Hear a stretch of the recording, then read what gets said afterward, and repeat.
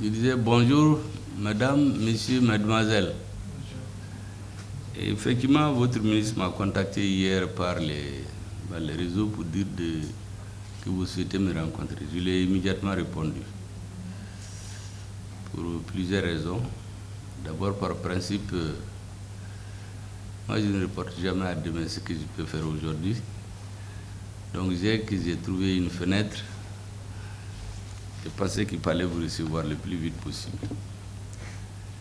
La deuxième chose, c'est ce que vous faites. Les arts martiaux, ce n'est pas fréquent. Vous avez vu que quand je suis rentré, j'ai dit que quand vous avez votre mot d'ordre là que vous dites entre vous, quand vous l'avez dit ici, j'ai dit de ne pas nous faire peur. Parce que les conseils techniques là, si vous jetez sur eux, il y a beaucoup qui vont sortir, ne sachant pas que faire avec vous. Bon, c'est pour vous détendre un peu. En tout cas, c'est un sport qui n'est pas fréquent au Mali. Et quand des citoyens s'y engagent, il faut les encourager. J'ai aussi cherché à vous rencontrer parce que c'est la jeunesse. Vous savez, quand les jeunes veulent de quelque chose dans notre pays, si on veut faire les maricoulara, c'est à travers eux. C'est l'écrasante majorité de notre population, ce sont des jeunes. Et si on veut faire la refondation,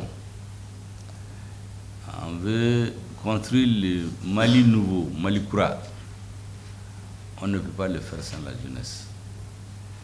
Et donc, toutes les occasions sont opportunes pour vous expliquer, vous parler un peu du système de refondation du Mali.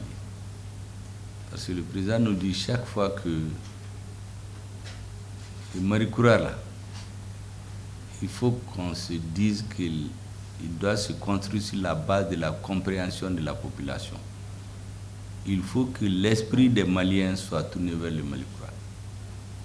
Il faut que le gouvernement comprenne que c'est la base, le peuple, son centre de gravité. Sa force, c'est le peuple. Si le peuple ne le soutient pas, il ne peut pas être solide. Et jusqu'à présent, Dieu merci, le 14 janvier 2022, quand il fallait faire un mouvement de tous les Maliens pour montrer qu'elle soutient les autorités à l'appel du président de la transition, c'est la jeunesse qui est sortie massivement.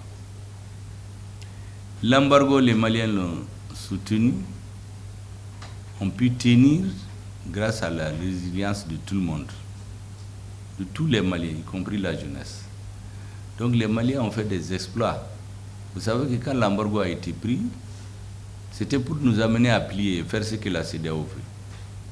Mais la mobilisation des jeunes Maliens, l'effort du monde des affaires a fait que le Mali a montré d'abord qu'il n'est pas abattu, qu'il est décidé, il est déterminé à préserver sa souveraineté. Et les opérateurs économiques et les autres Maliens ont fait le reste. Les Maliens ont accepté beaucoup de privations. C'est ce qui nous fait dire qu'ils ont fait preuve de résilience. Mais nous savons que tout cela, c'est la jeunesse. Je viens de vous dire que la majorité des Maliens, c'est des jeunes. Donc tout ce qui va dans notre pays, ou ce qui ne va pas, on ne peut pas le traiter sans la jeunesse. Donc c'était important de vous rencontrer pour vous montrer l'importance que les hautes autorités accordent d'abord à la jeunesse, au travail que vous êtes en train de faire. Et surtout, vous avez une brave dame à votre tête. Donc, je crois que dans vos arts, là, maintenant, le pouvoir, c'est avec les femmes. Hein. Donc, les garçons, là, faut un peu de boulot. Donc, je vois que vous êtes d'accord avec. Vous savez, c'est très bien. Dans un pays, quand les femmes sont épanouies, elles sont heureuses dans leur façon de vivre et de faire, c'est bénéfique à tout le pays. C'est tout le pays qui avance. C'est les mamans, c'est les grand-mères, c'est les filles, c'est les épouses. Si elles sont heureuses, tout le monde est heureux. Quand les maris, les enfants, les parents sont heureux, vous êtes tous heureux. Les garçons là, nous là, je fais rire souvent les femmes Il paraît que quand ils ont plus de 18 ans, là, quand papa et maman leur téléphone, ils sont toujours sur répondeur.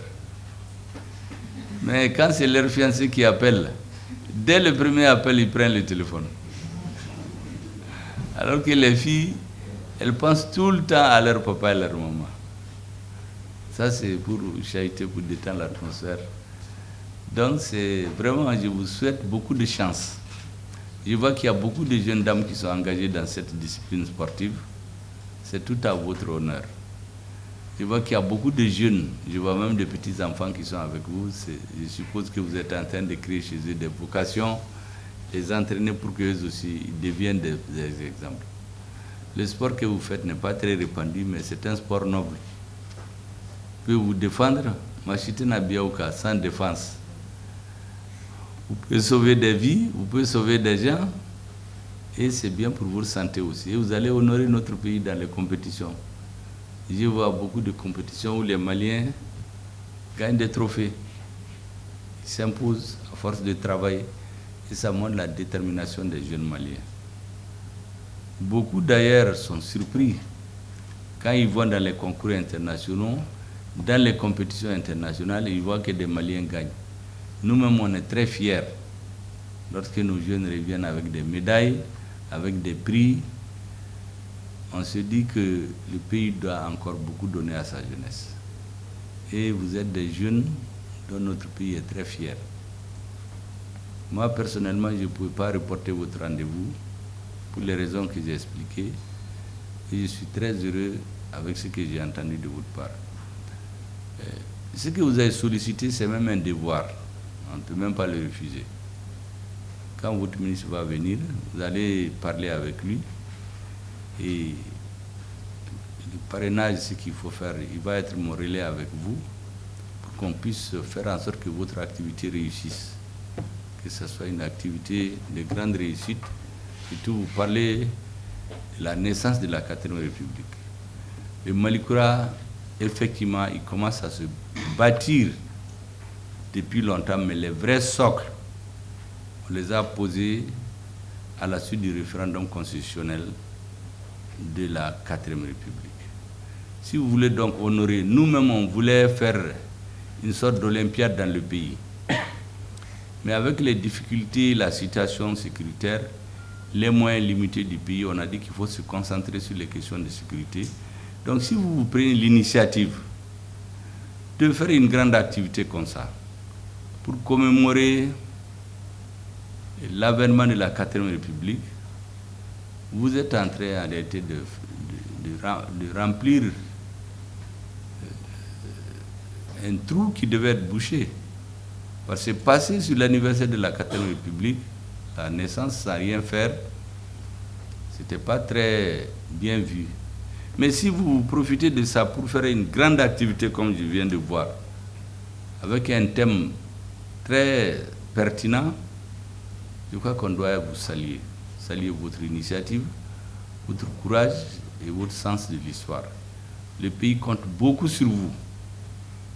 L'avenir du pays, c'est vous les jeunes. Et c'est pour cela qu'il n'y a rien de trop pour vous, a fortiori, vous recevoir, vous marquer le respect des autorités, pour aller parrainer votre activité, être à vos côtés le jour du lancement de votre opération. Je voudrais donc vous remercier, mademoiselle, madame, et vous dire que je suis à votre disposition. C'est ce que je voulais vous dire, monsieur. Mesdames et